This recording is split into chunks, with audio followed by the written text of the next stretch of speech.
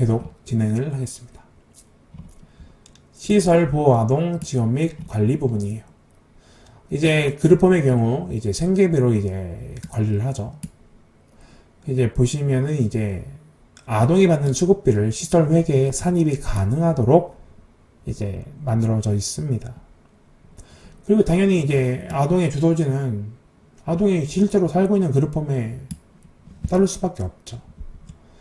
이제 원래 생계비 관리가 이제 어떻게 되었는지는 이제 보시면 되는데, 이제 시설회계로 편입 시에 어떻게 되냐?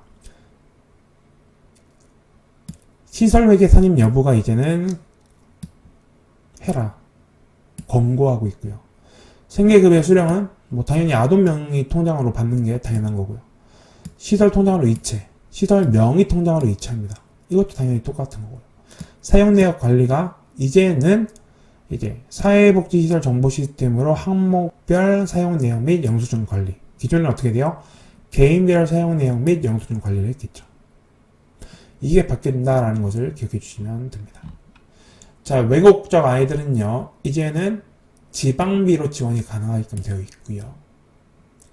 그 다음에 이제 부모가 생계비를 받았을 때 가져가는 경우가 있어요. 왜냐면 부모님들은 통장을 만들 수 있잖아요. 그러면 통장을 따로 만들고 돈을 빼갈 수 있단 말이에요. 그럴 때 이제 문제가 생길 수밖에 없죠. 왜? 아동을 키워야 되는데 돈이 없으니까. 그러면 기초생계급여 담당 부서와 협조를 할 수 있도록 해놨습니다. 네, 그래서 이 부분을 읽어보시면 됩니다. 본인 명의의 통장 개설이 어려워요.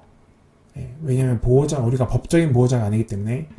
그런 경우 이제 지방생활보장심의위원회 의결을 통해서 기초생활수급비를 대리 수령이 가능하도록 관련 부서와 적극적으로 협의를 할 수 있다라고 말씀을 드립니다.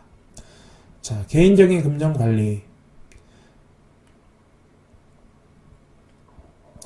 아동 개인 통장이 있어서 이제 주면 가장 간편하고요. 그러지 못할 경우 이제 시설 명의로 이제 아동 수당을 수령하고, 네, 이제 아동 명의의 통장이 있다면 주고, 안 될 경우 아동에게 줄 수 있는 방안을 마련해야겠죠. 자, 회계관리는 이제 아동별 개인 명의 통장으로 수령을 해야 되고요. 지출은 아동별 금전출납부 기록을 관리를 하셔야 됩니다. 그 다음에 이제 지출 용도. 당연히 아동을 건강하기 위한 재반 지출, 모든 것들이 포함되겠죠. 단, 아동의 생활 및 서비스 제공에 직접 투입되지 않는 아래의 경비로는 사용 불가합니다. 예를 들어, 아동 돈을 종사자 인건비에 넣으면 안 돼요. 기능보강비 안 돼요. 그리고 운영비 안 돼요. 장비비. 아동 개인이 사용하기 위한 구입한 물품은 제외합니다. 네, 넘어가겠습니다. 자립지원착금이 있습니다. 근데 보통 500만원이죠. 근데 이것을 이제 시설 기부 안 되게끔 되어 있습니다. 참고로 저는 이런 경우는 못 봤어요. 아동 명의 자립을 위한 지원금을 이제 시설에 기부하지 기부하는 거 금지하도록 되어 있습니다. 당연히 이거는 당연하다라고 저는 말씀을 드릴 수밖에 없습니다. 자, 아동 발달 지원 계좌가 우리는 CDA, 디미자 통장이라고 하는데요. 이제 만 18세 미만의 아동복지시설 아동들에게 이제 주는 건데, 보시면 만 18세 미만까지 지원이 돼요. 그리고 월 5만원 내에서 1대1 매칭을 하고요. 그러면 예를 들어 저희가 5만원 넣었으면 정부에서 이제 5만원 주기 때문에 나중에 얘가 뽑을 때는, 그러니까 인출할 때는 10만원이 되는 거죠. 그래서 월 10만원이 생기면 1년에 120만원이 생긴다라고 생각하시면 됩니다. 자, 후원자 연계. 자, 보시면 시설장은 당연히 후원자를 발굴을 해야 되고요. 이제 초록우산이 있는데 거기서 이제 대부분 다 아동 결혼을 해주세요. 그러면 월 1회 이상 통보해야 된다라고 말씀을 드립니다. 그리고 누락되지 않도록 초록우산 재단에 이제 알려줘야 됩니다. 왜요? 1대1로 아동 결혼을 해주니까요. 자, 비지정 후원금 관리입니다. 시설장은 이제 후원금 관리의 투명성을 확보를 해야 되는데, 여기서 중요한 것은 비지정 후원금과 지정 후원금이 있어요. 자, 후원자가 사용 용도를 지정하지 않는 비지정 후원금은 시설 운영비도 사용하되 간접비로 사용하는 비율을 50%를 넘을 수가 없습니다. 직접비, 간접비가 있는데 여기서 직접비는 아동에게 직접 가는 것이고 간접비는 그 외의 것들이겠죠. 아동에게 직접 가지 않으나 운영에 필요한 돈이겠죠. 근데 그것이 직접비의 50%를 넘지 못하게 되었습니다. 자, 지정후원금입니다. 이것은 그냥 지정한 용도예요. 그러면 그걸로만 쓰시면 돼요. 여기 보시면 다만 15%는 후원금 모집, 관리, 운영, 사용, 결과 보고 등에 필요한 비용으로 사용이 가능하도록 되어 있습니다. 근데 아동 결혼 후원금은 이제 제외하게끔 되어 있죠. 그냥 지정 후원금은 그 지정된 대로만 사용해야 된다라고 생각하시면 됩니다. 퇴소 아동의 사후관리를 위한 후원금, 연간 사용 계획에 반영을 하거나 후원자가 지정 후원금으로 정할 경우 사용이 가능합니다. 그러니까 지정 후원금은 거의 다 대부분 지정된 대로는 언제든지 쓸 수 있다라고 저는 말씀을 드립니다. 횡령하거나 개인 용도로 사용이 금지되어 있습니다. 그리고 당연히 이제 후원금의 수입 지출 내용을 공개해야 되며 관리의 명확성이 확보되도록 해야 되며 후원금 영수증을 발급해야 되며 수입 및 사용 결과 등을 하지 않는 경우 300만원 이하의 과태료가 부과될 수 있다라고 말씀을 드립니다. 지정후원금을 관리 비용에 사용한 때에는 분기 2월까지 시공 후에 보고를 해야 됩니다. 자, 이제 여기서 이제 아동들의 건강한 심신 및 건강한 심신 보존 및 치료를 하는데 예방접종 필수하는 거고요. 건강검진 1년에 한 번씩 필수하고요. 심리치료는 해당되는 아동이 있을 경우 철저하게 심리를 검사를 해줍니다. 심리치료를 해주죠.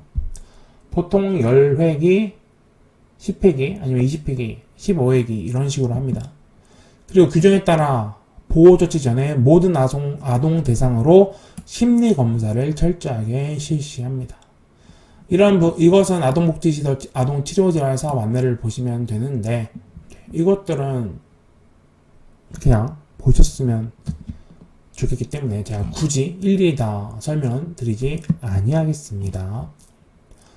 자, 대학 학자금 진학 1인당 500만원 이상 지급을 권고합니다. 그러니까 대학에 갈 경우 아동이 만약에 고등학교에서 이제 자립을 하게 될 경우 자립전작금 500만원이 나오고요.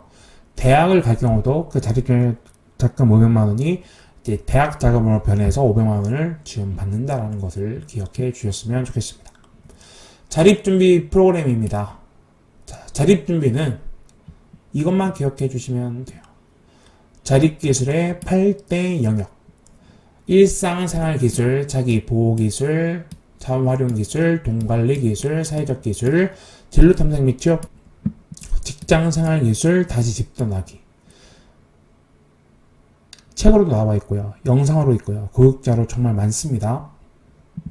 그래서 우리가 자립을 얘기할 때 저희는 자립에 대해서 항상 생각할 수밖에 없어요. 그때 꼭 이것을 필수적으로 해야 된다라는 사실을 기억해 주셨으면 좋겠습니다. 세부적인 내용들과 자료들은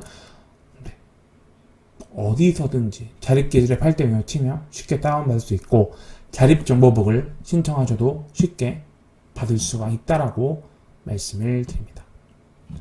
자, 이제 아동 공동생활가정 운영 프로그램이에요. 참고로 이렇게 나눠져 있지만 예를 들어 밥을 먹었어요. 그러면 식사 프로그램인 거고요. 아동과 놀았어요. 그럼 문화 프로그램인 거고요. 아동과 여행 갔어요. 여행 프로그램인 거고요. 아동과 대화를 했어요. 상담 프로그램이에요. 그리고 자립능력 향상 뭐 이런 것들을 읽어주시면 되고요. 보시면 여기 원가족과의 관계 회복이 있습니다. 가족 방문 등 전화 이런 거 최소 연 1회 이상 하도록 되어 있고요. 근데 이건 뭐 요즘에 다 하죠. 핸드폰 있는데 못할 이유가 뭐가 있어요. 가족 관련, 그러니까 가족 참여 프로그램을 연 1회 이상 실시해야 됩니다. 가족 캠프가 있겠죠.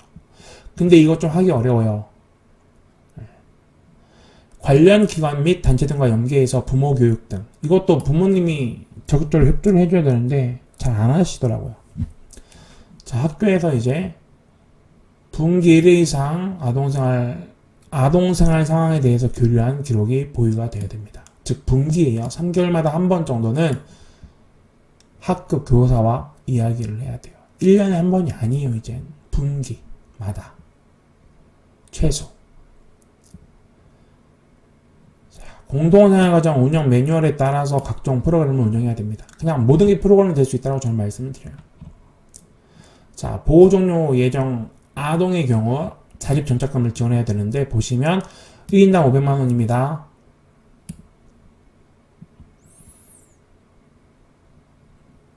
자립 전착금은 보호 종료가 이루어진 당해 연도를 지급 원칙으로 하며 신청 접수일로부터 30일 이내에 지급을 해야 됩니다. 참고로 특별한 사유가 있을 경우 60일 이내로 연장이 가능합니다.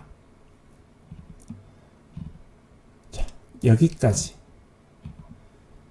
보호아동의 입퇴소 및 지원 등에 대해서 제가 설명을 드렸습니다. 수고하셨습니다.